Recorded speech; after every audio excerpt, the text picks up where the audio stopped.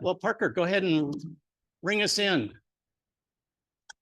We are in session of the Normal Heights Community Planning Group for July 2nd.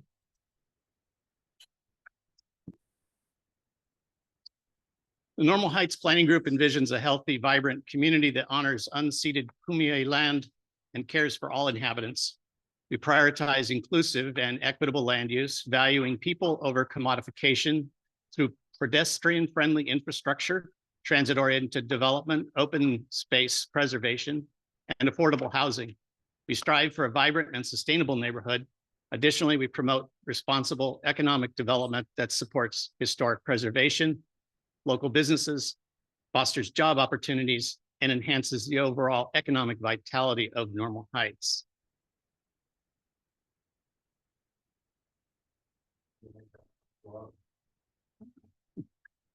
So to our usual disclaimer here, as items may be addressed out of order and time as our schedule permits, especially since we have a special guest this evening. The chat entries are not considered official communications, even if it is to or from board members, but we do encourage you to enter your name in the chat for our attendance. And these proceedings are currently being recorded and will be available publicly on the NHCPG website. We'll do a quick round of board introductions, starting on my right. Today's question is your favorite class or teacher?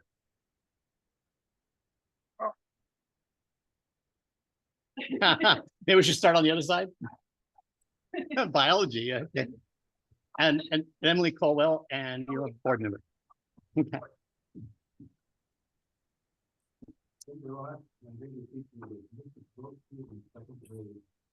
I didn't like it, so I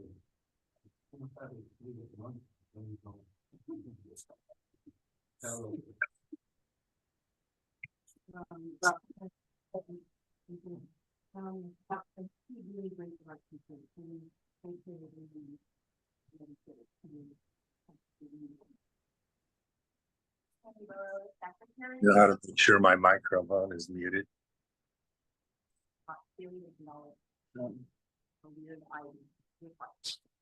Is it this?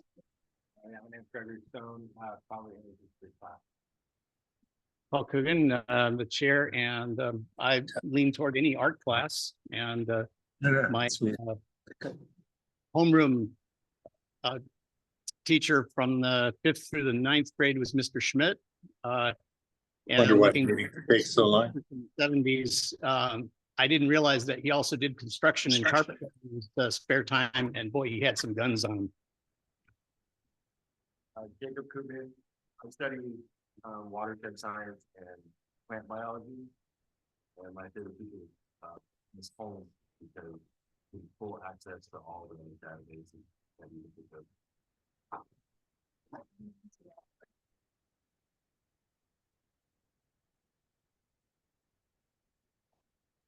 Okay, and Parker is our timekeeper. It's his son or some young guy.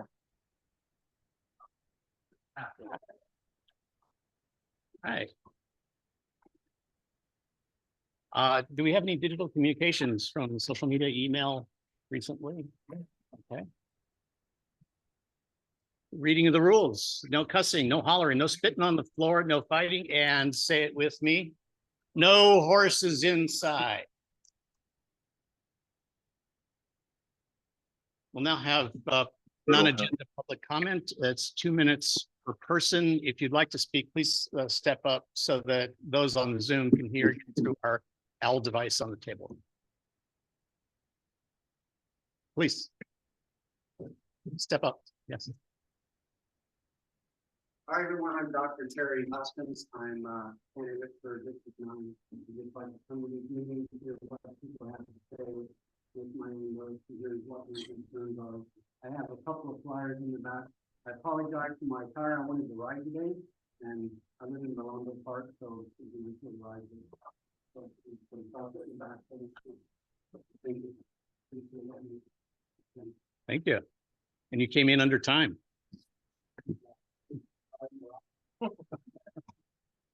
Is there anyone else? Jim? Two items. We published a flyer with information about the community. And QR code in the back for more information. And for the bunch of you in front, you have to take it. The other item is that I chaired the community recreation group that centers itself out of the agriculture. We are involved with park planning and functioning of the public parks and city run. The Ward Canyon Park, where with help from the community group, we're in the process of developing earlier than planned a community garden. We have a space that's Google so far, but we need an administrator, someone not necessarily with a green thumb, but with a keen eye, someone that group that can work together in a community garden. So if you're interested, contact me or Paul, and we'd be glad to talk about making either a czar, a community garden in Normal Heights. Bizarre. I like it. Is there anyone else? Yes, please. Yes, hi, I'm Green Salt, I live on Belton in Eight, and this is my first meeting here, so how much everybody, thank you for serving the community. I wanted to say, I have no idea where the project at the old Ginelli site is, but there are those of us in the community who support high and higher density projects. I saw a lot of signs opposing the project. I don't know the details on it, but I'm gonna try to get more involved and support higher density housing in Florida, especially along the bus line. Secondly, this probably isn't in front of this board because it's parking related, but anything that we can do to increase motorcycle parking, scooter parking in projects, that would be great. Since a lot of scooters and motorcycles. Thank you. We'll probably have an update on the Mars project status later in the meeting. Let's go back to.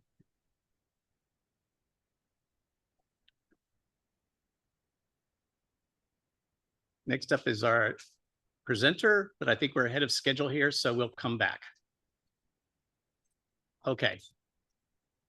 So let's move on to the approval of the June 7th meeting minutes. Do we have a motion to approve? Okay. And Jim seconds. But I have a question. Okay. I checked with the secretary and you went for under non-agenda public comment. Under Jim Ross, the last sentence says, soon the city will allow planning group members to participate and vote and count as attending via telecommuting. Period. And if telecommuting have to provide the address. I understood that was the old rule that if I, as a member, for telecommuting to the meeting, I have to publish my address and make the public available. But I understand that's no longer true. You're correct. It's no longer true. They've struck that provision. I'd like to strike the sentence, the telecommuting have to provide the evidence. That would be fine with me. Okay. And then I would second them. Okay, so that's a motion to approve the minutes with an amendment to the statement about providing addresses to those who are telecommuting to the meeting. I'll take it to a vote. All in favor? And all those against? And abstains. Not there. Not there. Okay. I have a question. That question, and after them. Was that a special need? That's not a need. Then the date's wrong on the slide. Yeah. Thank you. Keeping me honest. Next up is creating subcommittees based on the creation of the new goals. And so I guess Jason, you have the goals. Jacob, sorry. You have the goals. Yeah. Greg was leading us on that, but I know he was not here last time. So we formed 5 goals to focus on, which were in no particular order: open spaces, infrastructure, community engagement, safety, and financing. And we come to a consensus that we were going to make community engagement standing committee. Would like to vote on that. We could assemble a slate and then vote on the whole slate. I think we felt that potentially just pulls people from like the Oh. different tasks. So I think we wanted to limit it to 1 or 2 standing committees and then have the other one come up as needed. And we felt standing for the like the outreach, what do we call it? The community engagement. Yeah, community engagement, like the most important. Yeah, and that should get our like attention. Right. And then we can build up for it and potentially create more. Sure. So that was our thought, but so I think we're all open to like other ideas for standing committees or ad hoc committees from the board. If there's something of those 5 we didn't get that we can make sure to get. I think we were just hesitant to like launch all of them. Right. Okay. So like open spaces, infrastructure, so these things are all covered kind of already. Like community engagement. How do we get it back? Regularly after, so we're trying to do a standing committee for community engagement. And maybe a temporary for financing to come up with goals for financing and how to raise those funds. Okay. Yeah. So it sounds like 4 standing committees. Maybe just the one The one and the financing would be ad hoc. And then infrastructure ad hoc and safety, open spaces and safety. open space safety. But the point I think we're just trying to make was that these other things like open spaces, infrastructure, are things that we typically deal with on a regular basis already. Okay. So let's, so we have 1 standing committee, which would be community engagement. Correct. Okay, then, Maybe stand, thanks for my finance. oh, okay. Okay, so you have community engagement, standing committee, infrastructure standing committee, safety and open space standing committee, I think ad hoc. Okay, basically, these, like, we know there's a lot to cover, but feel like we felt like the 2 most pressing ones and what we want to start with. Like getting. okay, that sounds good. I mean, it sounds like the infrastructure would feed into the community plan that's in progress. Correct. Okay.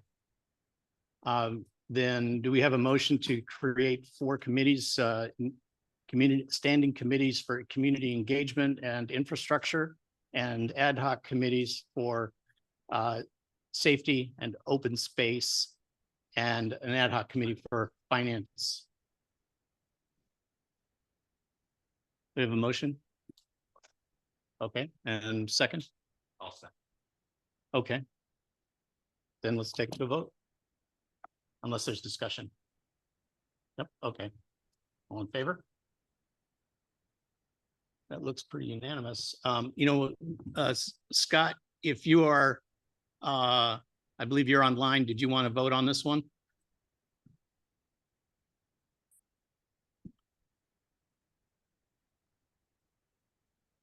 No, it's okay, Paul. Sorry. Oh, okay. Should we just mark you as an abstain? That Sure. It's really hard Okay. for me to hear most of what's being said, except for you. You're very clear, but otherwise I can't really understand okay. people. Are we getting from here. the whirring noise from the projector over everything? I'm not hearing any whirring noise. It's just, I don't know. It's just hard to hear. I thought it would have been clear, but you're very Okay. clear, but everyone else, I can't really understand. Oh, that's a good point. Let me check here. Oh, there we go. It was, good call, Scott. It was actually using my laptop, so I was the only one being mic'd. All right, cool. Oh, and now we can hear you through the owl. Hello, Scott.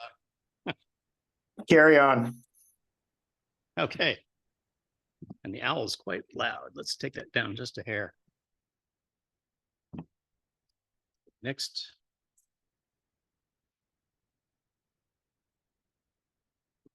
Next item is, shall the board approve a letter endorsing the Adams Avenue Street Fair? Yeah, Jim has a, makes, I've heard that we have to require people to certainly have to okay, make make the motion, second. Okay, then let's take the vote.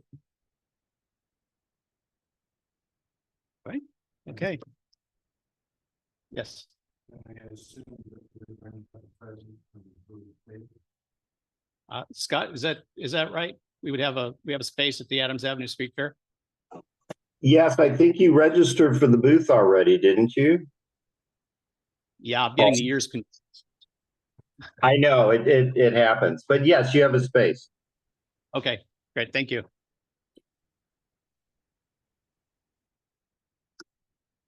The next item is regarding board seats. We currently have 4 open board seats, and we have, I believe, 2 official applicants.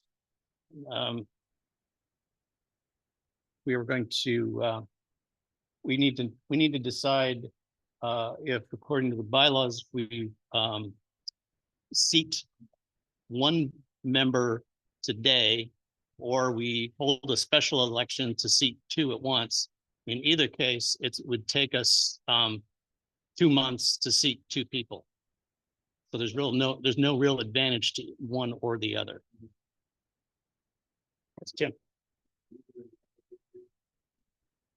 I believe so. Kenny is 1.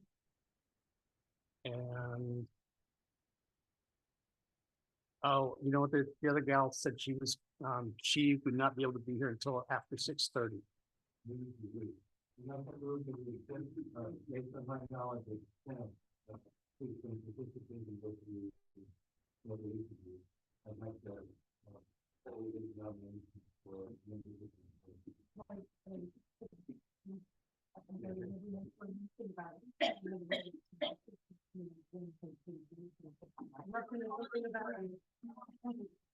Who's your favorite teacher in class?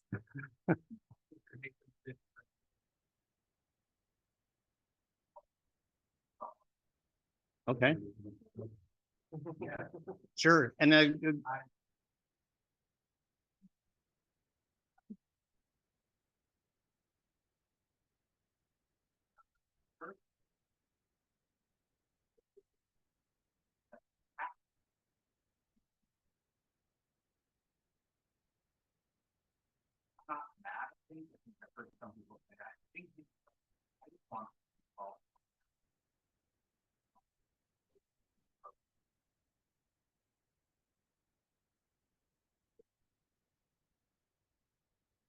yeah, thank you. Well, a little background helps. Does anybody else have any questions for Kenny?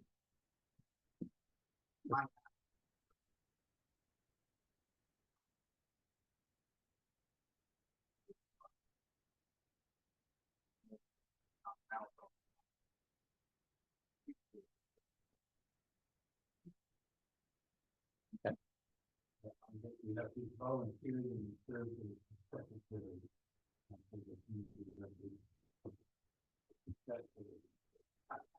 Without pay.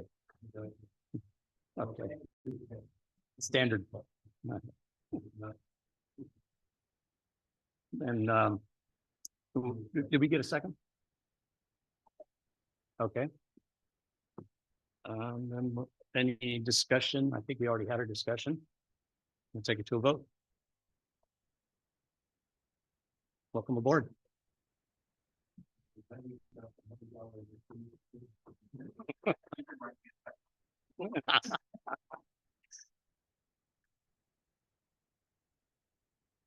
We'll move into the reports and updates from the city, county, state, and federal agencies, chair report, et cetera. Do we have, I'll just make the call. We know we have a federal representative coming, so do we have city representation? I believe there was someone sitting in for Sarah tonight. Yes, my name is Roberto Marin. Thank you, Paul. Sorry, I'm getting my video up here.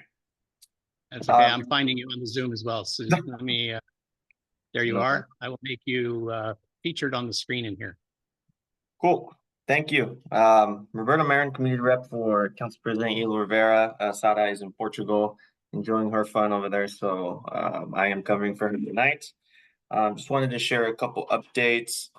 One of the first ones I wanted to provide is there's this notion that the council president is not serious when it comes to crime and stuff like that. I just want to make it clear, first of all, that any incidents with that realm, if there's unsheltered folks causing trouble in the community, those folks need to be taken care of in terms of PD.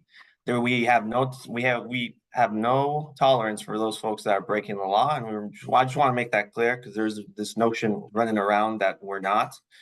So I just want to clear that up. Number one. Number two, we as an office are instructed by the mayor's office to fill out get it done's, right? So it's not me deciding that. It's not the council president.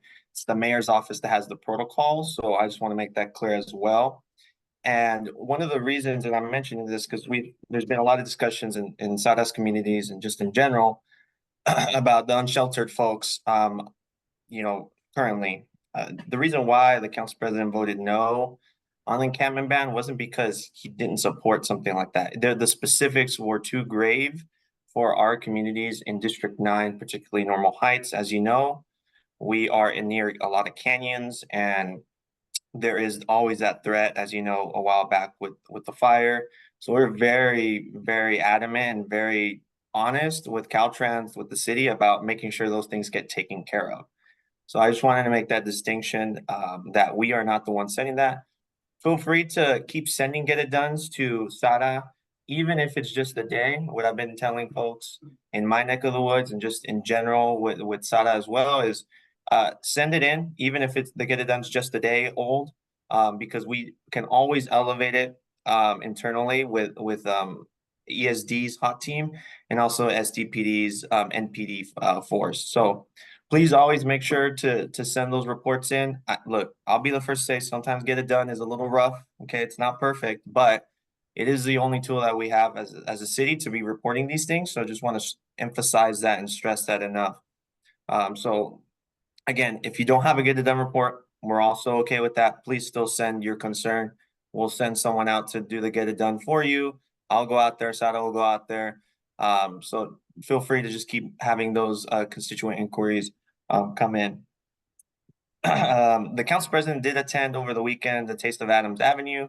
He was here with his son. They went to a lot of the eateries. I think I don't know which ones he stopped by, but he went to a couple businesses. Kind of some of them mentioned about the unsheltered issues. We've got traffic safety, as you guys well know. We also have the fire risk. So it was good for him to conversate and really get out there and really hear what constituents are really worried about in the Normal Heights community. So yeah, that's it for me. So I'll be taking any questions if anyone has any. Sure. Why don't we start questions from the board? Yes, Nancy.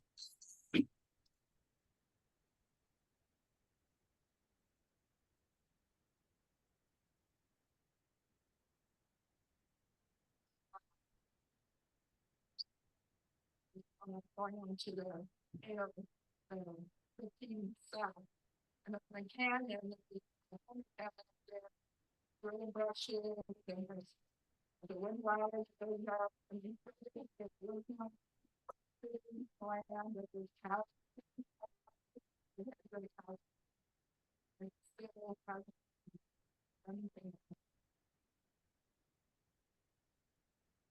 I would tag on a question to Nancy's comment about that space and almost being in Caltrans space. Does the Get It Done app refer the work to Caltrans? I know that they do that for SDG&E. Yeah, thanks, Paul. Sorry, it's a little hard to hear, Nancy. Apologies. But basically, I would recommend folks, yes, you can still do the get it done. I would recommend folks to actually negate that. please send it over to Caltrans. They have a ticket system. They log tickets. So basically, what you want to do is go on the Caltrans website, and I'm happy to provide that to the board and to yourself. That is the most effective way, because this is what happens when you don't do that. What happens is you get it done. It takes like a month, right? As we all know, and then it gets referred. So that takes another 2 months. So now instead of the timeline being maybe a month and a half, now we're looking at 3 months. So just making sure that folks know where to go with Caltrans. Caltrans has the website. You can pull up a ticket and report that. We also work with our state partners as well. We work with our different assembly offices, and we always are in contact with them. So feel free, if you have any questions on Caltrans or how that works, we're happy to answer that. We have that information and we can provide that. Sure. Please forward me the URL for Caltrans, and I'll make sure that gets onto our website, and maybe even we can illustrate which areas are Caltrans and which areas of the city. Yep. Sounds good. Thank you. Got a comment. Yes. Roberto, I just want to say, at the very least, it's just a little discouraging when members of our community do make a get it done report and you have it and it gets an automatic response saying, oh, it's Caltrans property. Is there no system from Get It Done who says, oh, they've filed this in the wrong place, let's streamline it and just send it to Caltrans yourself, basically? Yeah, the so board member is willing to do it, but the average person in Normal Heights, if they make a report and get that, they're done with it. They're not going to continue and do another report at a different website. yeah, thank you for bringing that point up. Yes, so the Get It Done does have that system, but again, as you mentioned, there are flaws. As you know, Get It Done is not perfect. I'll be the first to say it, right? And that's why it's critically important for folks to reach out to us. And it's also important to educate, right? So one of the things our office will be doing in partnership with SADA and some of the community members, if they're interested, is canvassing the area and letting folks know about these new processes. Because I do think that at the end of the day, if folks don't know, it's like you mentioned, it just becomes hard. You know, the average citizen's just going to be like, you know what, there's no point in me filing it, out again. So we definitely are working on that with the city, and I know internally as far as us, we are working to make sure that the residents are knowledgeable and know where to go, because at the end of the day, that is our job. So, But just to clarify, though, I think it's maybe because you didn't hear Nancy. She said she's worried there's a fire danger. I've visibly firsthand seen the encampment too, and there was smoke rising from it. So they're barbecuing or camping, So if a fire breaks out tomorrow morning, they're going to be wondering why you're still there, and they'll see Nancy filed this report, and District 9 said, "Oh, you need to file it with Caltrans." So who's responsible then? Yeah, so we have another. So it's a good question, right? We don't dictate Caltrans. That's the state agency. All we can do is just ask, right? But we do put pressure, and the council president does put pressure and makes those calls with the state assembly members and state senators to make sure that gets addressed. We also do have a contact within Caltrans, and we definitely elevate it with a sense of urgency, whether it's email, whether it's phone. So I just want to make it clear that we don't sit on it and just don't do anything. We do act on it. Again, we don't control Caltrans. So if I was you or the community, if there is some grave concern, which we share and the council president shares, I would contact your state assembly member and just let them know, hey, D9 has reached out. We're really worried about this. What can be done? One of the things that was delaying some of these encampments, and as you know, there are a bunch on the freeways, there's a bunch in the hills, and in vegetation, is Caltrans actually mandated the city and SDPD to not go onto their land. That was something that was signed by the governor back right before COVID. It was only up until recently, and I believe this was last week, where they rescinded that. So now SDPD has the ability to go onto state property. That I did not know until last week. ESD is able to go on there. So things should be moving a lot quicker. I'm not going to tell you that it's going to be done tomorrow, because that, quite frankly, have me be lying to y'all. But we are seeing progress in different areas, but I'm happy to flag that again. I'm happy to have that conversation with the council president. We always have conversations one-on-one with whether it's myself or Sara with the council president. We always raise these issues up. So I'll definitely let him know, and I'll definitely let our state assembly know, and I'll definitely let, as you know, Caltrans know.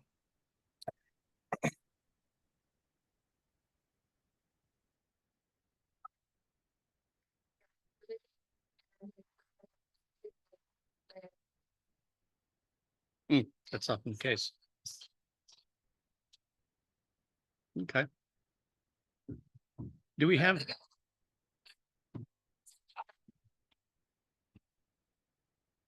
See it as you go on to the 15. And you look to the right, it's before you get to the end of the work side, the orange side, it's before that. Okay. Do we have any questions or comments from the Zoom participants? Go ahead and unmute if you'd like to speak. Okay. Let's move to the room. Any questions or comments for D9? All right. Thank you. Oh, we have one. Yes.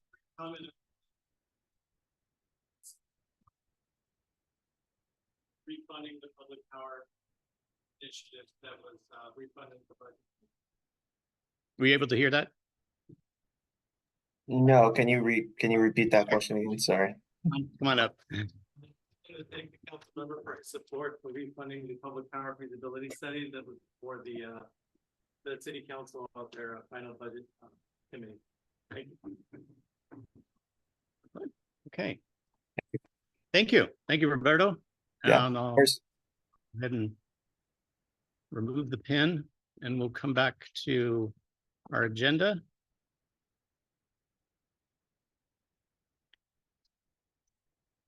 We're going to go up to our next presenter is Sara Jacobs from our District 41 Congress. 51, sorry. Yeah, I didn't want to send you up north. Yeah. Okay, I'll go ahead and I'm going to flip this to stop sharing, and it's now you can see if you're in the sweet spot here. I think usually people pull up a little bit more of this towards their table, and then Okay. there you go. That Thank you. works. Sorry. Hi everyone, I'm so happy to be here. I know Michaela comes to all of your meetings, but I'm really happy that this one coincided with a time when I get to be home from DC and come in and talk to you all.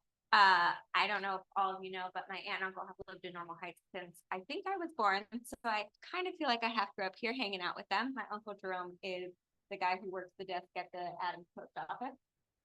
So if you've talked to him, that's my uncle. Just wanted to give you guys a quick update on what's going on in DC, and then we've plenty of time to take your questions. Happy to talk about anything.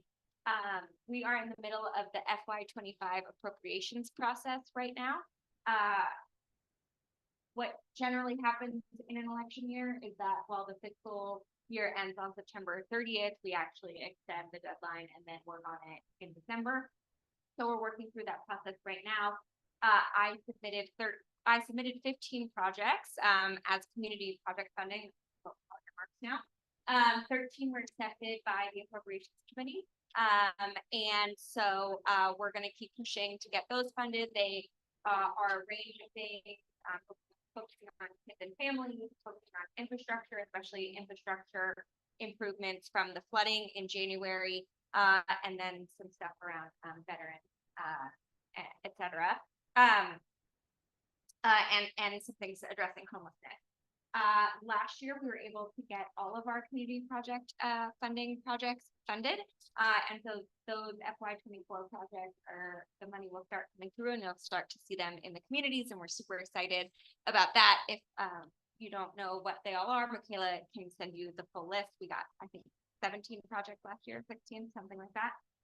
So that's really exciting. We're also going through the process right now of doing the National Defense Authorization Act. This is the bill that the Armed Services Committees pass every year that sort of sets like all of the authorities and rules for the Department of Defense and the funding levels that then the Appropriations Committee uses.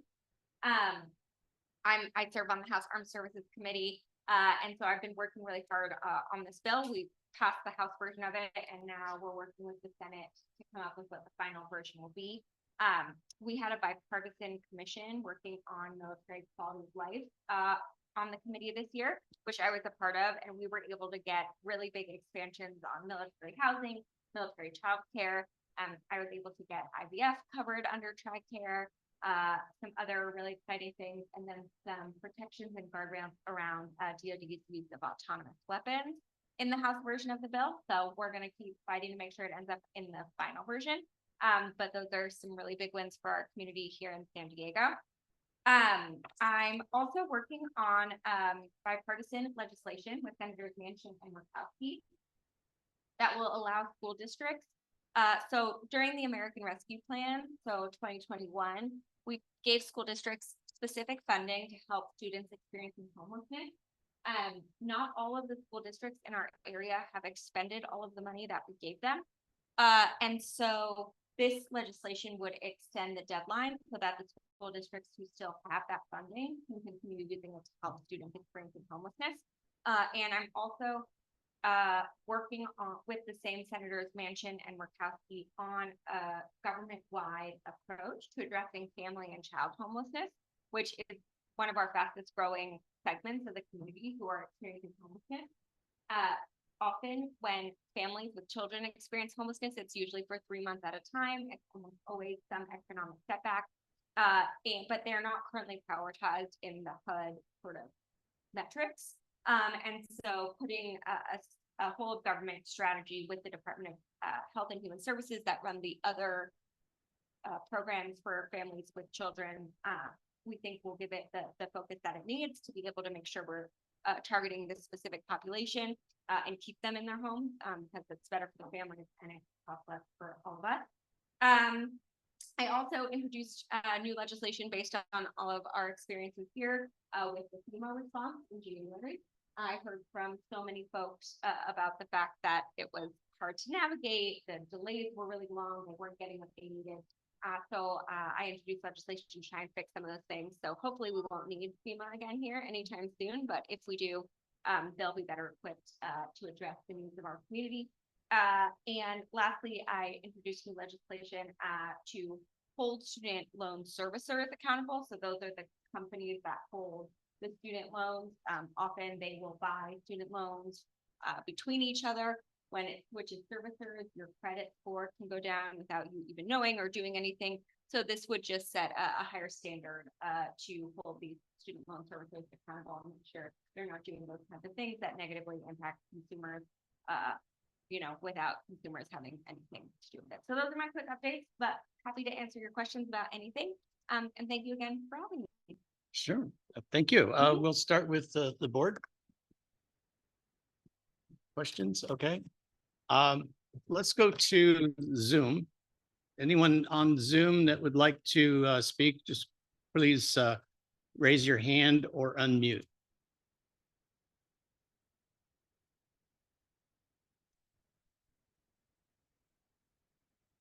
Yeah, we have a quiet audience. Yeah, I don't want to jinx it, but easy crowd, guys.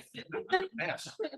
Yes. So in terms of like veterans housing, Yeah. is that under the VA or is it technically under HUD because VA doesn't handle housing, would handle just medical benefits? Other things? It's a great question. So actually the VA has a Veterans Housing Authority that is part of it. But mostly the way it works is a joint effort between the VA and HUD. So you all know what Section 8 housing vouchers are. There's these things called HUD VASH vouchers, which are a combination of Section 8 voucher plus VA wraparound services. And so we've actually, we've heard from a lot of constituents that they've actually been having some issues accessing the HUD VASH vouchers, even when they're eligible. And I actually had a conversation directly with Secretary McDonough about that. And we're working with the VA to try and fix some of those accessibility issues. And then I also have a bipartisan Return Home to Housing Act that would increase the reimbursement rate for veterans transitional housing to help make sure we actually have more of that kind of housing, which is a big gap right now for getting veterans off the streets. It's the batch, like means tested, so you have to qualify based on income that matches section, like what the section 8 would be. Yeah. Exactly. Okay. Do we have any questions from the room? Yes.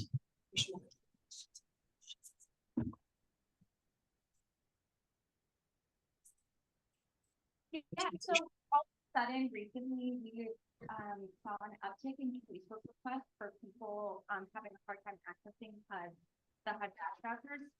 It's been for a variety of different reasons. Actually, some of it has been, I think, some of the nonprofits who are the intermediaries changed some of their processes, and that caused some issues. So we're actually, one of my staffers, not Michaela, another one, is going through all the Facebook requests we've received to try and identify patterns, and we're working directly with the VA to try and address what those issues were. Yeah, I actually.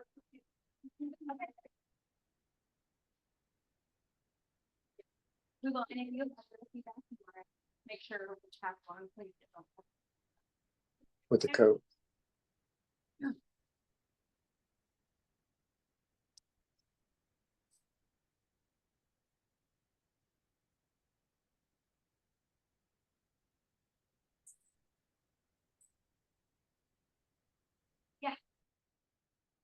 Yeah. So one of the things that was a challenge was that because we don't have that many FEMA required natural disasters here,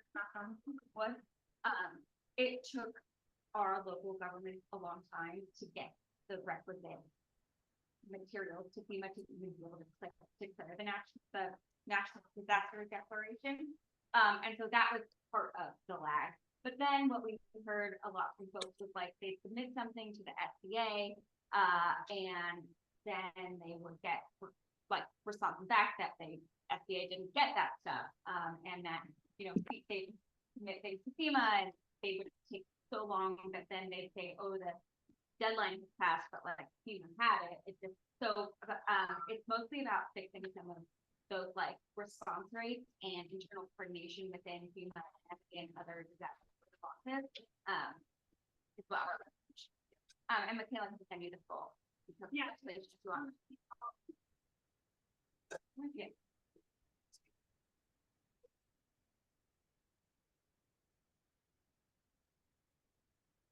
Yeah, absolutely. And I worked really hard to get the national disaster declaration. We actually did not use the threshold qualifications, and so the threshold delegation had to advocate with FEMA that because it was the most vulnerable community, that should count, even though we technically didn't reach the full threshold. And we were able to get that and get the individual assistance. So it took longer for a whole host of reasons, but we're definitely trying to fix it. And if you have like specific feedback that we should be working on the most of, Yeah. One from the room. I'm sorry, I'm blanking on your name. Joe. Yes. So from Joe, and then we'll move to I believe Art in the Zoom, and then Greg here on the board. Yeah.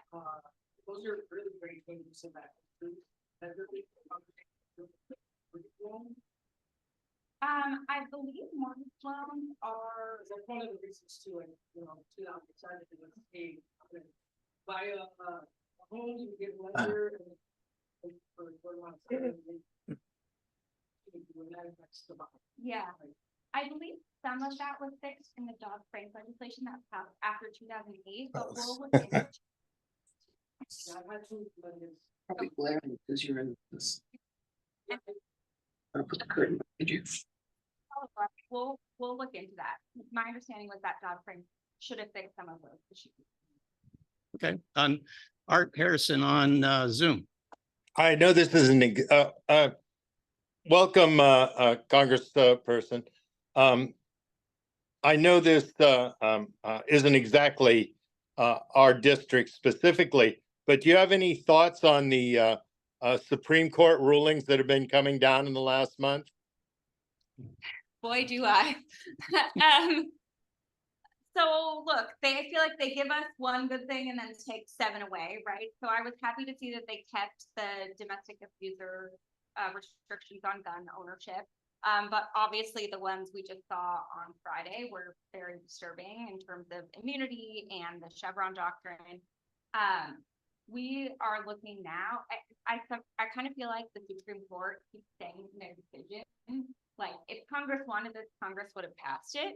And so, like, game on, we need to figure that out. And so there's a group of us working to figure out, for instance, could you do a statutory Chevron doctrine, essentially, so that it was clear that it was Congress's intent that regulators could make these regulations.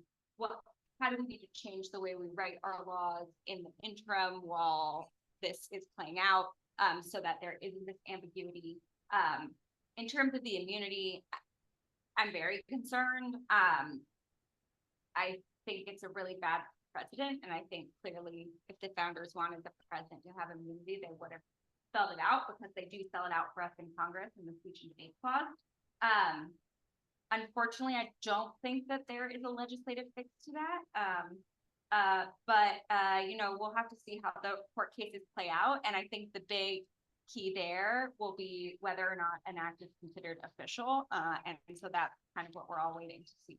But listen, I do not like most of the decisions that come out of the Supreme Court. Thank you. Thank you. Let's, I Greg. just have one follow-up question. Yeah. So very passionate about housing. It feels like some of the lie tech ways we've been doing low-income housing, like they're kind of stalling out. They're, at least from my perspective, in terms of the cost to construct affordable housing, et cetera. Are there any ideas from you or others in Capitol Hill of possible ways of being able to try some new stuff around it? Yeah, absolutely. So one of the reasons LIHTC feels like it's stalled out is because the 2017 tax bill changed some things around it that make it less impactful. You probably know if you're deeply in the space. We actually passed through the House an expansion of LIHTC to make it sort of more impactful like it was pre-2017. We're working with the Senate to try and get that passed, but we were able to get it through this House. And we are always looking for creative ways from the federal government to try and address this. Obviously, like, housing is very complicated because it is the local and the state and the federal all have a piece of it, but no one has like the one silver bullet. So we're looking at various ways. One of the things I'm really focused on as because I sit on the Armed Services Committee is that right now the military tries to house about 10% of the service members in military housing and 90% they put on the economy. That might work in like Oklahoma, I don't know. It certainly doesn't work here where we already have a housing supply shortage. And so some of the things I was able to get in this year's NDA and then I'm working with the military on is how to get them to build more housing of theirs, particularly on military bases that have the land. So that we can get that ratio changed so they can be housing more, which will help address some of the supply crisis that we have in the building market. But if you have other ideas, we're always looking for them. Yeah, it's a complicated situation. Yeah. Okay. Next, Francis, and then we'll go to Gary. Yeah. You may, I mean, maybe asking you to repeat yourself and stuff, but is there, did you say you already made some changes? And if so, is there a place where one could read about the new regulations? Yeah, so what I was talking about was legislation that I've introduced. It has not become law yet. As you all probably have heard, the Biden administration has done a number of executive orders around student loans. Canceling some, trying to address some of the public service loan forgiveness issues that people have had with the program. So we're working with them and trying to codify some of the things that they've introduced. But to be honest, the current House makeup is not very interested in helping consumers with their student loans. So most of it is coming through executive order that's actually happened. The aspect of it that I'm particularly concerned with because of the family members, is the kind of opacity with which these lenders operate. They make it very difficult to understand how your loan is being handled. Right. And that's one of the things my legislation would address. But Michaela will give you her card. If there is a specific issue, we might be able to do some casework with Department of Education. So we'll follow up and see if we can help on that. But I totally agree with you. The whole system is too opaque. There's no transparency. Really hard to get answers. Yeah. Different answers from different people, you just. Yeah, we'll see if it's something we can do casework on, and if it is, we'll be happy to help. Yes, Gary.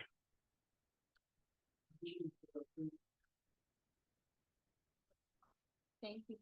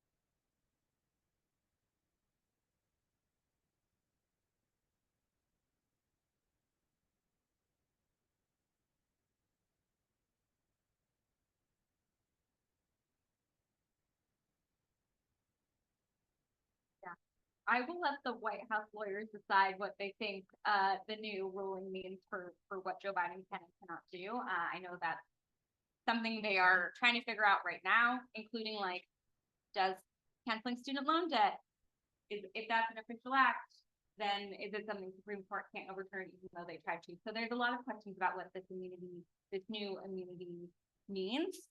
As someone who has studied political violence in many contexts, while I appreciate the sentiment, I'm not sure that that's really what is going to help bring us to the next phase of making sure that, you know, we are preserving our democracy. I do think we need to hold Trump accountable. Many of you all know January 6th was my 4th day, and I was trapped in the House gallery. It was very scary, closest I've ever felt to losing my life.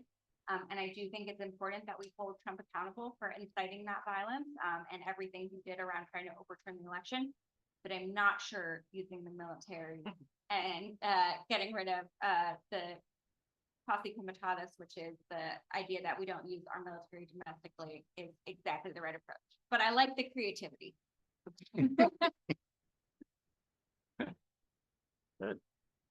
Yes, Ken.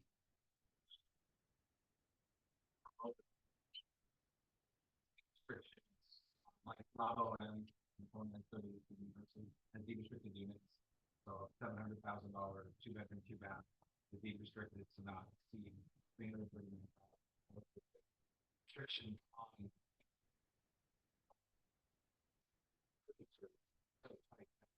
the unit that you think I would know. Making those deed restricted units.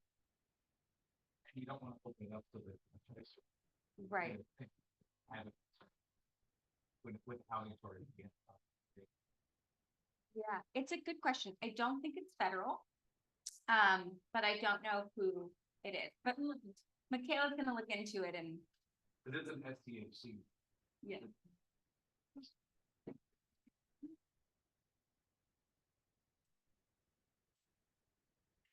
I mean, so excited that they did it North Park Yeah.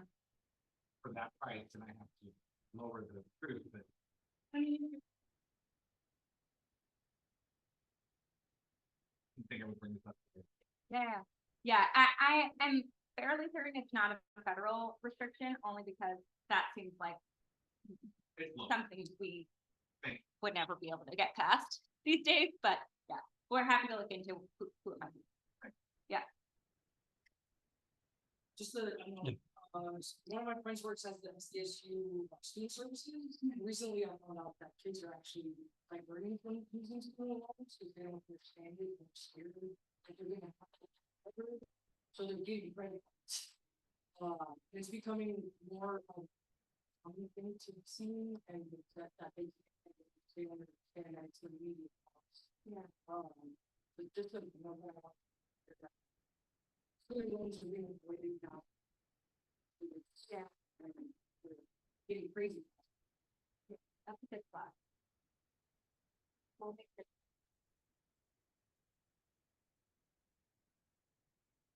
I think I'll go ahead and ask or present an issue that's currently happening. Normal Heights has seen a deterioration of urban canopy, and that started in the 70s with the curb cuts for the Huffmans. And then it continued through a policy of tree removal and then leaving it up to homeowners for tree replacement. Some cities replace the trees that they pull, some are city owned. So there's some gray areas here, but the result is that Normal Heights is short 2,000 trees. You can note them simply by looking at where the right of way is missing a tree. And if you go on a map, you can mark them off, which I've done, and it came up to 2,000. The mayor last year said that the USDA was providing San Diego with 8,000 trees to bolster the urban canopy. Now, obviously, Normal Heights could consume all of them, which I would love to see. But then, like so many proclamations, that's the last we hear of it, and then we never see it. So I'd like to know, how can I bird dog that and see it through? Yeah, it's a good question. This is one of the frustrations of being a member of Congress, is like we pass these big things, they go up to the agencies and they go down to the local governments, and then we sort of have to like insert ourselves into oversight. So we will get back to you on that. Michaela will follow up, but I would Yes. say probably the best way is through the city, because it really will be the city deciding where those trees go. And but Okay. we can make sure, at least on the USDA end, that it's coming down as quickly as it should. Excellent. And we'll coordinate this group, the NHCPG will coordinate with Parks and Rec group, since we're in the process of making ourselves very well known to them. I'm sure. Yeah, and we'll look into the USDA piece and just make sure that there's no holdup on that end. Okay. Yeah, And a timeline would be fabulous. we'll see what we can Yeah. get. Yes. I'm assuming you're running for re-election. I am, yeah. Right. Thank you. What is your philosophy then on? I know there are a lot of like fires that are burning in the place right now. Yeah. But what is your position? What's your kind of long-term? If you're planning to stick around. Yeah. So the way I think about the national debt is that, first of all, we racked up a lot of it on kind of stupid things like 20-year-long wars and the 2017 tax bill that did not actually grow our economy. And so and a lot of the provisions in the 2017 tax bill are going to expire in 2025. And so we're going to have a lot of work to do rewriting the tax code in 2025, regardless of who's in power, because of those expirations. And I'm spending a lot of time right now thinking through how we make sure we do that in an equitable way, and in particular focusing on children. Which leads me to my philosophy on the debt. So if you ask any business owner if they take out a loan, take on debt to make an investment that's going to grow their business, that's how you report it. So to me, the question is not whether debt, it's what we're spending that debt on. And as long as we're taking out the debt to make investments that are going to grow our economy, that's a good investment, a good ROI. So for instance, we know that every $1 we spend on quality early childhood program, the federal government is just saving $6 because of healthcare, so criminal justice, all these other things that you can prevent if you have quality early childhood. So that's how I think about it. It's like, what's the ROI on the investments we're making, and how do we make sure we're making good investments with the money we have? Because, frankly, the way to address the debt is to grow the economy. And to me, I'm less concerned about some debt run on us eventually because we control our own monetary policy. I'm more concerned about sort of sluggish growth, a contraction of the economy, And people no longer wanting to use the US system as their currency as a result, because that will actually be where we're at.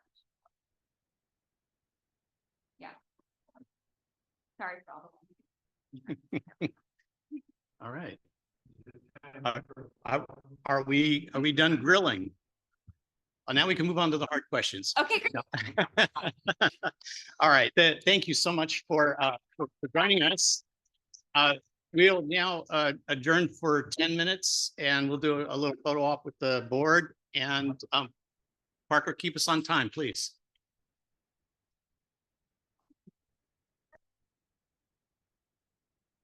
Yeah.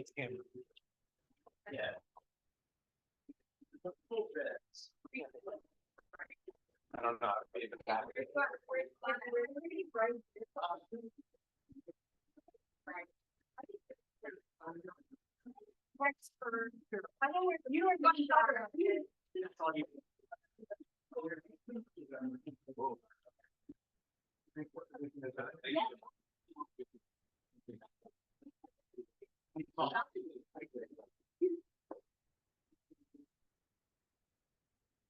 No, it's just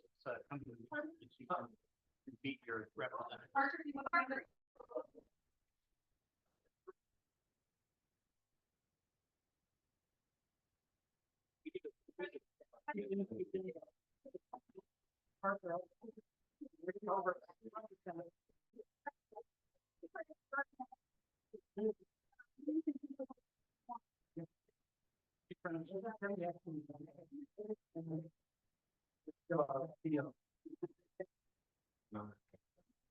Yeah, it's down 60 degrees. I think. Yeah.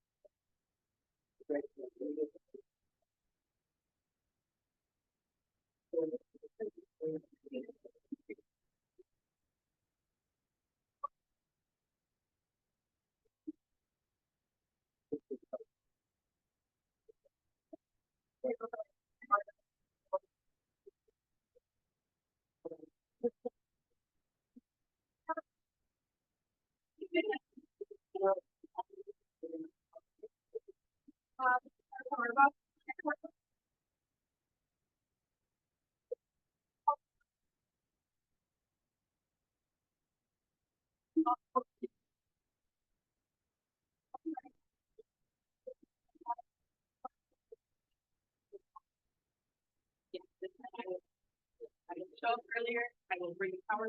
I will be quick. Everyone was laughing at me. They're like, Yeah. oh, wow. Yeah, the first time they popped up. I don't think- Yeah. Next time.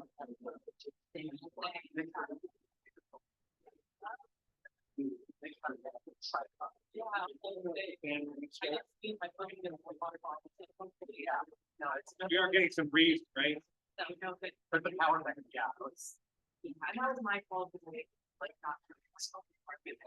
We are getting some breeze coming in.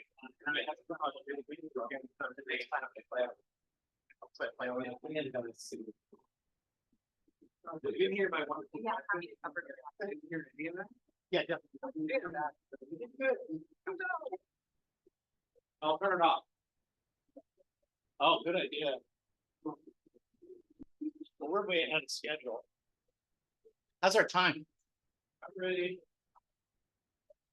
One more minute.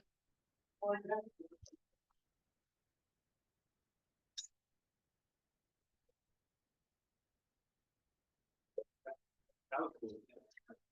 Nice to get it. But it's good how elected.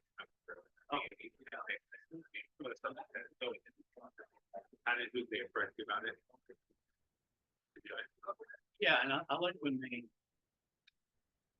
follow up their statement about how it has to work with what their opinion is.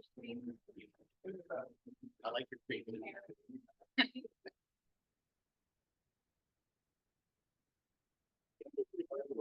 I mean, the brains, the brain and dissolve the Supreme Court.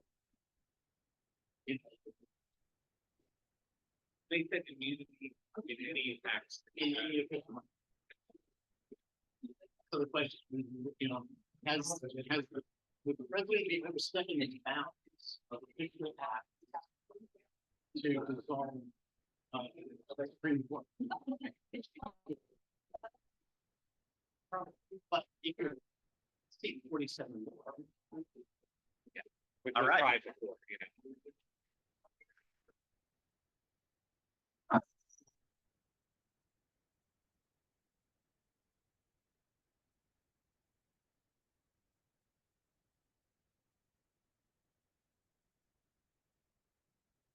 I guess we are back.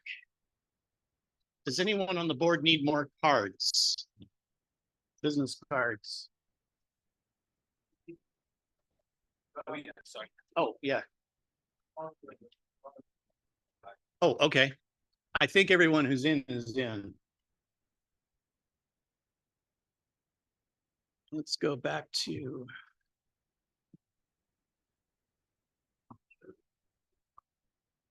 We're done with our minute break. Subcommittees, board seats. Reports and updates. Next up would be Adams Avenue Business Association, Scott Kessler. Thank you, Paul. Can you hear me? Loud and clear. I'll keep my report short. We had a very successful Taste of Adams Avenue on Sunday. We sold out for about the 10th year in a row. Had a little over 1,100 people out there. I also like to announce that the Business Association, in conjunction with UCSD, received a $20,000 grant to work on the alley we've been studying that's directly behind the community center over behind School Street, runs from Hawley to Mansfield. So we're really excited about that. We're looking to put some mural in there and some other improvements in the alley. And that concludes my report. Oh, Street Fair is September 21st and 22nd. And thank you everyone for supporting the Street Fair and the motion earlier this evening. Thank you. No, just a note to the board, the letter was sent in anticipation of an approval. Yes, I will turn that in now. Thank you. Okay. Next up, El Cajon Boulevard Business Improvement Association. I think Gary is no longer here. Do we have any other representatives? Okay. Normal Heights Community Association and Normal Heights Urban Arts. So we have our summer bike ride coming up on July 12th at night, starting at 10 a.m. at Ward Canyon Park.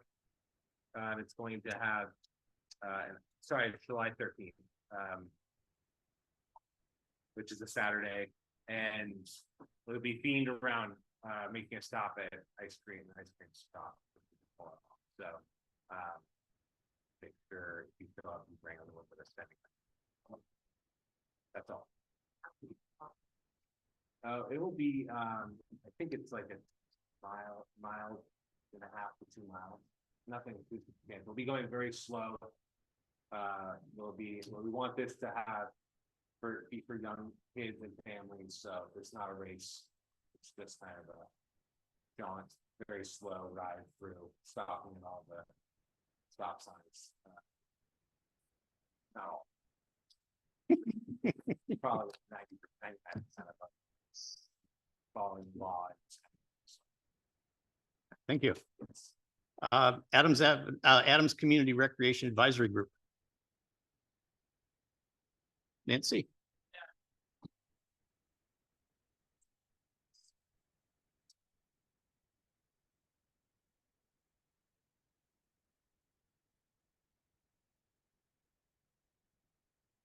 Yeah. I did have a lot to do over the Mont building.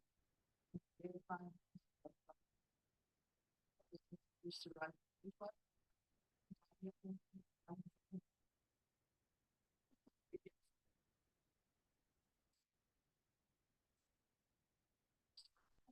There's a lot of furniture in there. I got a warehouse.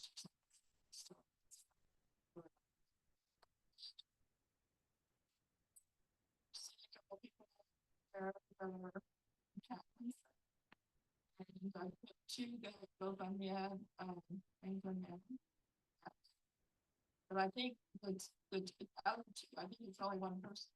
Got both 2 areas. So it's been posted for a while.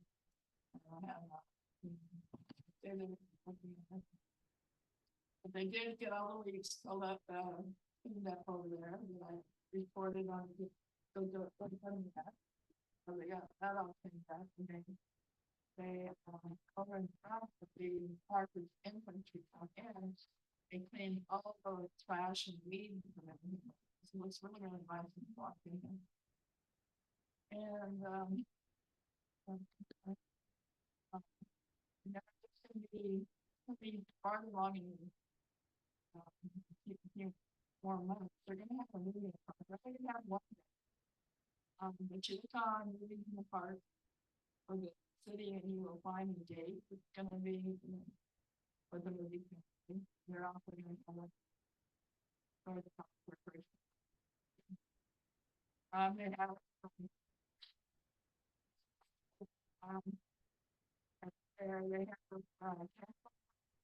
and it's completely sold out. So now we're.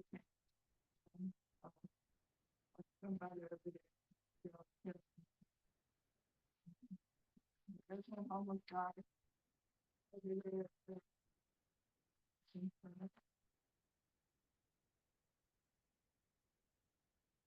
Thank you.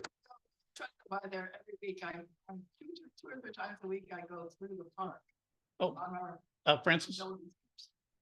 I don't know if this is the right time to ask this question to do with the mock building. So did we ever get an answer about, there's some, you know, very nice trees adjacent to the building? And there was the whole question of whether the trees were gonna be saved when the building got knocked down. Did we ever discover? The answer is yes. The big. the ficus. The ficus tree there is the oldest one on the avenue. Ficus tree, and we're promised that the demolition of the mock building is going to happen before the end of the summer. Whoa, that's what I'm hearing. And the tree is not supposed to be damaged. The palm tree may go. They also took a cement wall down beside the right side of the building. They used to store trash cans. They tore that brick wall down. Almost behind that. Good. And all the side of it. Keeping like media too. Yeah. Okay, good. Next up, Normal Heights for Smart Growth. The community garden is in progress with the rec team and the city. Everybody seems to be on board with moving it ahead. The current plan outlined of actions that need to be done in order to make it happen is forwarded off to the city along with a site plan to make sure that it integrates with their plans that their engineers have worked on. We don't want to put any garden plots where they're going to come and dig it up later. So that's where that's at currently. There is a site plan that you can view over on the table there. There's also, I might mention, there's Rosenberg's rules of order, which the board will most likely be adopting once our bylaws are finalized. And that is it for that one. I have a question. Yes. So on the community garden, they're saying that they would be willing to do that before the overall redevelopment. They Yes. would do this as a separate project. We are pushing them to give us a key turnover by the end of summer. But who would be doing the work? No, the citizens. Yeah. But it looked like, okay, got it. There So there'd be is some plantings beyond just the plot, the beds, right? Because that's the Yeah, plan. so on the plan, on the site plan, you'll see that half of it is laid out as plots. The other half is a native garden, which will bring pollinators. And then there is a water supply on the west end that would need to be extended, piping would need to be extended. And then, of course, the compost containers and a storage shed for tools. And then the existing fences they have up in that area for the dog parks, they would take those down, or that would be on us to. No, the existing fences would stay because the community gardens need to be fenced. And that fence actually matches the city spec. Yeah, they might remove the secondary door, the dog trap. Yeah. Well, just concerning the Rosenberg, are we gonna like vote on that or what? Yeah, we'll put that on the next agenda. Can I make a comment on them? Yeah. So that was I brought that to your attention based on the committee, Jim, Alan, and Alan had brought up it should be considered to, adopt Rosenberg's versus Roberts. And I just want to say, I really want to encourage everyone on the board to really understand and know the differences between the two, because there are some big differences Okay, in the way that the board operates, basically. sounds good. Why don't you and I work on the presentation slide for that, so we could show the side by side. That's a good idea. Okay. Mayor's office, we have representation. County supervisor. Senators Atkins. Maybe on Zoom? No, okay. And Assembly Member Christopher Ward. Any representation?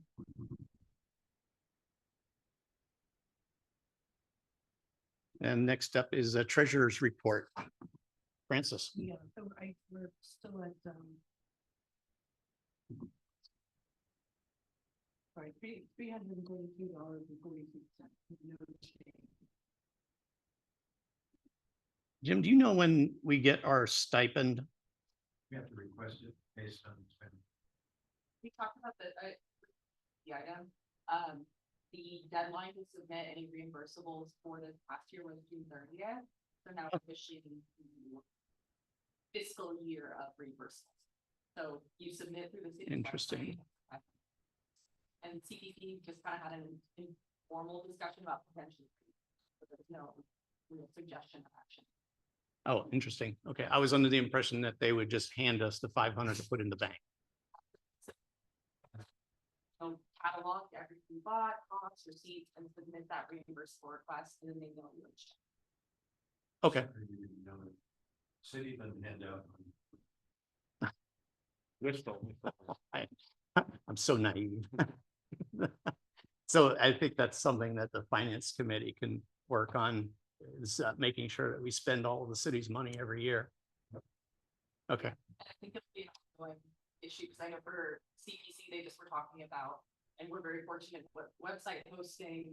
Some people have to pay for the spaces, they're concerned about costs for remote meetings, so just generally CPC was wanting to increase that amount. right.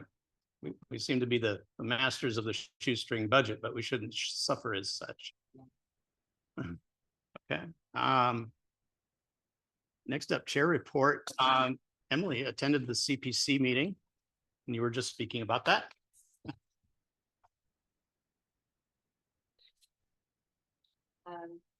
There was the CIP survey is now open, and that is open through August, and that citizens can go and submit. Really, it's supposed to be kind of your wish list of ideas of improvements you want to see in the neighborhood. They were very clear to indicate that it's not allocating, it's not giving finance, but it's really just kind of just purely ideas, and then they distribute it to the appropriate department. So like if it was, we want a new stop sign, they would send that to the traffic department and they would review the request. So that was one item. Also, there's a presentation about short-term rental occupancies. That's something that's coming up to committee in July. There's some community members from OB and Hillcrest who just really gave a very detailed presentation on some suggested modifications to that. Really, it was closing loopholes for major owners. In a nutshell, it was a very long presentation, but basically it's supposed to be you get a permit and only one person is supposed to be able to get a permit, but really you can just kind of throw out names. There's not really a whole lot of enforcement, so to kind of close those loopholes.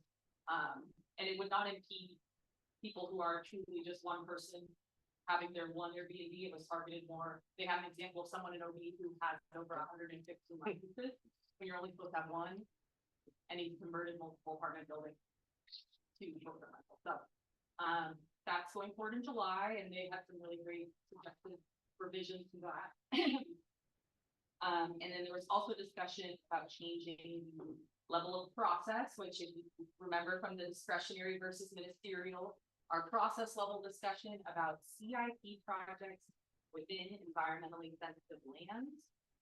Basically, there's an inconsistency in the code, so CPG is asking for all the CPG support to basically make them consistent and make it so that there's just maximum protection for those requirements. Or not protection necessarily, but maximum review for those projects. And, oh, yeah, that's it. Okay.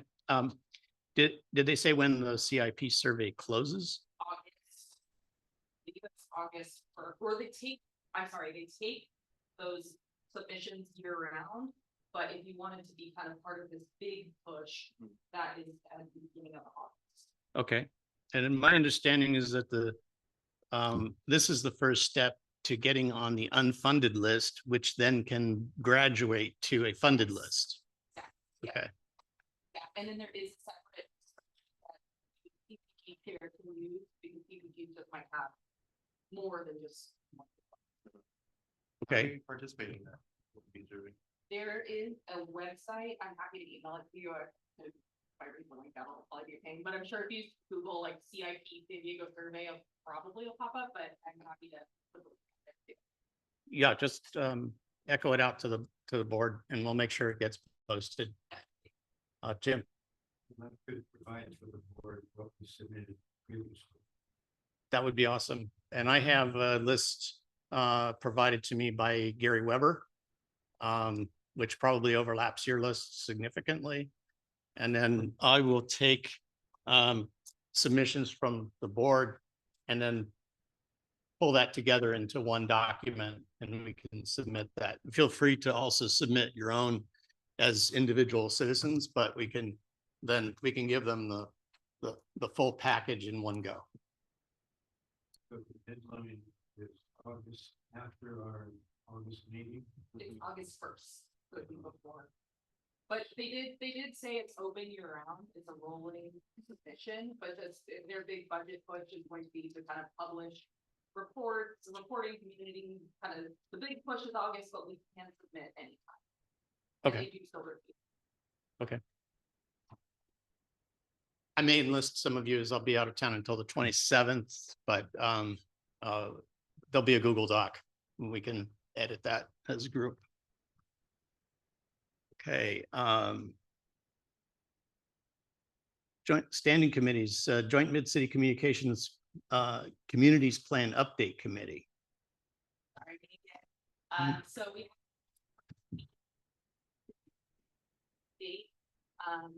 really the big major milestone that they hit, we're still very much at the beginning of the process, is they published what's called the Mid-City Atlas.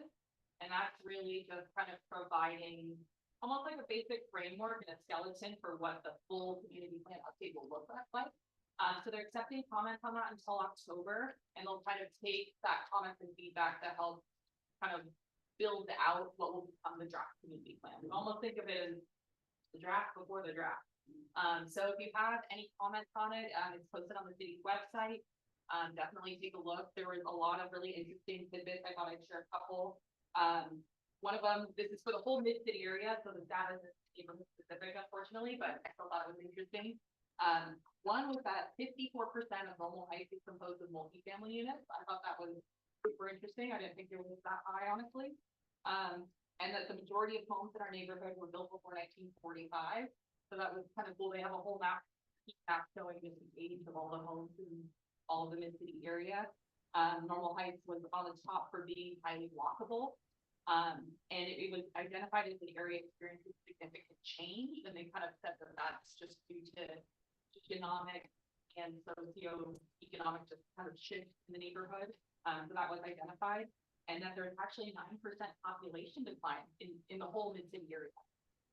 So I thought that was kind of interesting too. And and the median home price is up 384% from the year 2000. So definitely housing and housing prices, it's good that they're putting that number forward in the report. So it's colorful. It's it's not a dense government document, so I encourage everyone to take a look. And they are putting out a web map and a texting service, so you can text. I don't know exactly what you might want to text the Mid-City Community Plan update about, but they're launching it. So if anyone tries it out, let me know what they say. Yeah, how does that Mid-City Atlas relate to the existing conditions report? Yeah, it's similar. Yeah, it's very similar, but it's just on the entire community-wide level. I haven't compared them like side by side, page by page, but there are a lot of different just kind of maps and markers. There's a whole chapter on kind of history and historical resources, mobility, land use. They have historic redlining maps, they have tree canopy, walkability. So really, I think it's pretty comprehensive and just a really big existing condition report. Excellent. Thank you. Hey, I'm fascinated by that 9% decrease. Is that over the last year or how, what's the time frame on it? That was from, I'll have to double check, but I believe it was from, because they really were kind of benchmarking everything from 2000. So I believe that was from, or no, that's 2020 to now. So 2020 to now, they're showing a 9% decrease in population in Mid-City? I believe so, but let me see if I wrote that down. That is a really good clarifying point. Oh, from 2020 to now, yes. Interesting. Yeah. It might be living cars, which is multiplying. Yeah, so cost of living, I think, yeah, it's a big piece of it. Another interesting piece, sorry, I probably my laugh a little bit, but the last time they updated the community plan in 1990, the whole area was actually down zone. So they do contribute that as a contributing factor just over time. That's why that left the population. But yeah, cost of living is definitely part. Did they mention that I'm assuming that this 9% decline is not just size of families in existing households, that it may be that there may be empty properties, and could the STROs be a part of that equation? We did get kind of in the details of where those kind of calculations came from. It really wasn't ordered, but that's a really interesting point. That's definitely, yeah. I think we could have a whole meeting about all the different reasons why, but yeah, I don't know. I would encourage you to check out. Thank you, Terry. Provide some backup data in there. I have not had a chance to dive into the numbers yet, but yeah, definitely. Okay. Historical property review report. Dan's not here, I believe.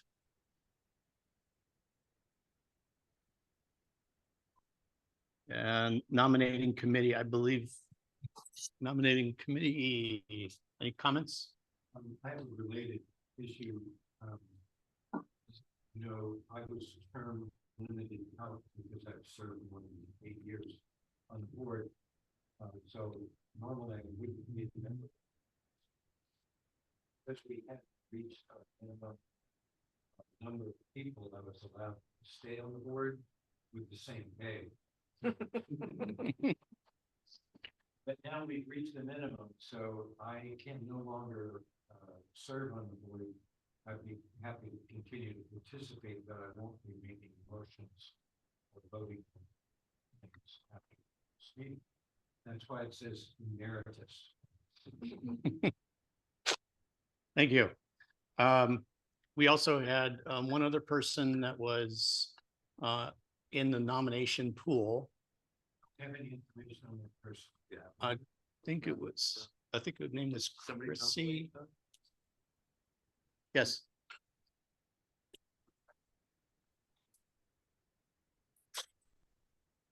Yes, please introduce yourself, because we have the nominating committee here, and I want to make sure that you're, if you're interested, are on the slate for our next meeting. Because we rearranged the agenda, and we brought in Kenny. I think we communicated about that.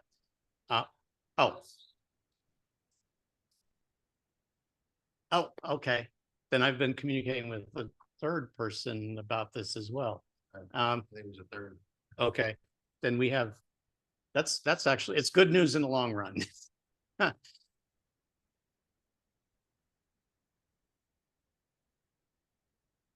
Okay. Then this other person that was not here tonight will probably be here next month.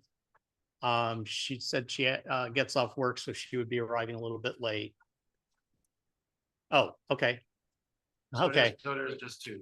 Okay, that's great. Then So we can. Then whenever you come back, coordinate with the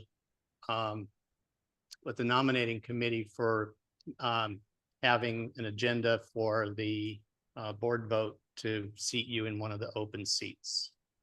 Okay, yeah. So you're gonna be like out of town or unavailable for the for the August, September. Okay, then we'll see you in August. Okay, August, September, October. Okay. We want to explain to her why we're not voting for her back. She could show up and after all. Oh, yeah, I Two think, seats and special. yeah, So she's not discouraged. I think I think we were trading emails about that it could be either a special election or seat one at a time. Does she know that? I believe so. Yeah.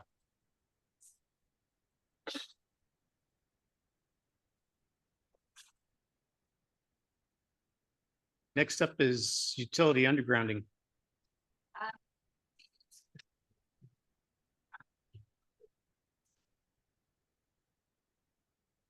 Yeah, I think the final stages of really logistics of mailing out over 400 postcards that people want lights in the neighborhood. So hopefully by August meeting we'll have a solid plan and we'll make some moves. Or getting in. Who's paying the postage? I was hoping that could be a CPG reimbursable expense. Absolutely. Great. Okay. Was fairly anticipated,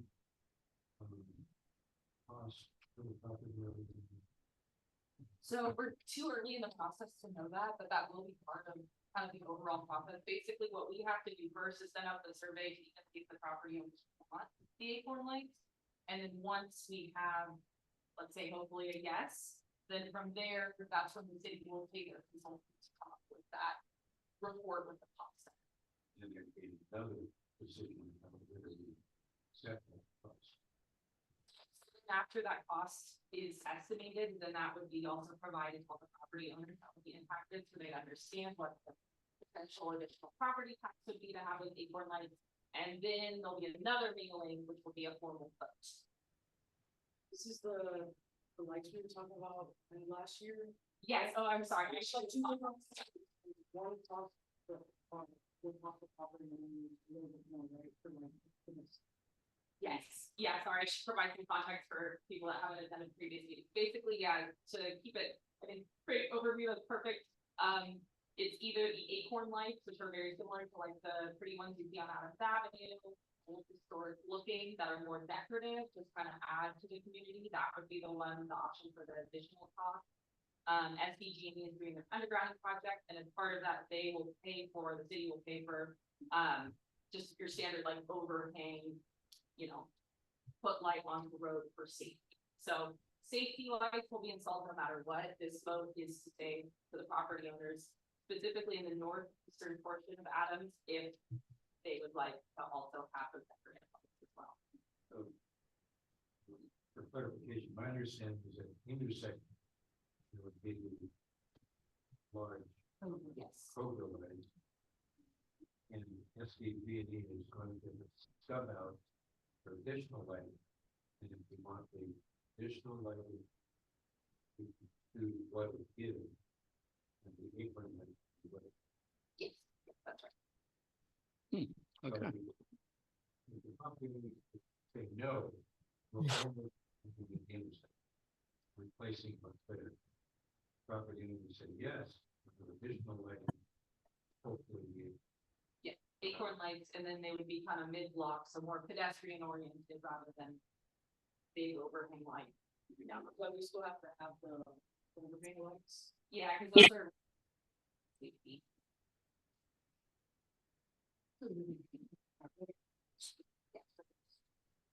Who's this guy?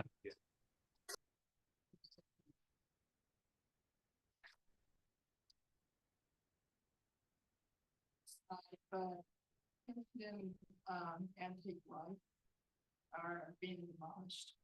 They're already starting to be put in the master. They just was placed. No, I'm not sure. They're in the dumpster. Huh. They, it's cheaper to go with the other one that they're putting up because they can be, well, the other one 15 years for something and the other gonna be 50 years to be good for it. Same price. Or 50 years. Oh, I see. So it increases the longevity. So Okay. people are not happy. Oh. All right. 11 o'clock news tonight. 10 o'clock. Last item is the traffic issue task force. Alan is absent today. Does anyone have any comments on that? I would say there are items in the city's proposed budget related to.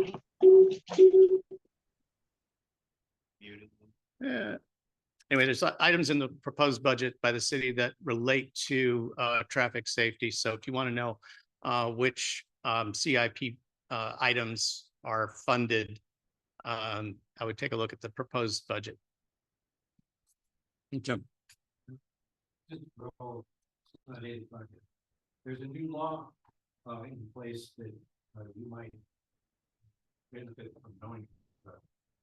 Traffic signals now have an advanced walk signal. You may have noticed when it's red for motor vehicles, sometimes the green for pedestrians comes on before the green for motor vehicles. You'll notice that in Cherokee, Adams Avenue, things. The new law this year is that bicycle riders who would normally have to stop when the vehicle red can proceed on the walk green. So if you see me on my bike at the intersection, taking off while it's still red for you in your car, please don't yell at me. Or use you as a visual cue to go forward in your car. Yeah. All right. We have no other business. We have a motion to adjourn. Look through there. Put the chair.